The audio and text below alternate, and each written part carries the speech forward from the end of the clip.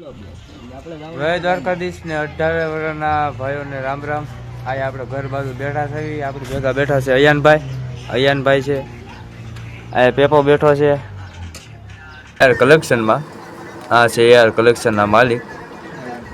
ઓલું કલેક્શન દેખાડ્યું હતું એ પહેલાંનું હતું અને આ કલેક્શનમાં ફેરફાર છે ભાઈ. અમદાવાદથી માલ લઈ આવ્યા છે, સવારે નાસ્તો બાસ્તો કરીને એઆર કલેક્શનમાં આપણે હવે દુકાને આવી જાય છે સોસાયટીમાંથી રાહિલભાઈ.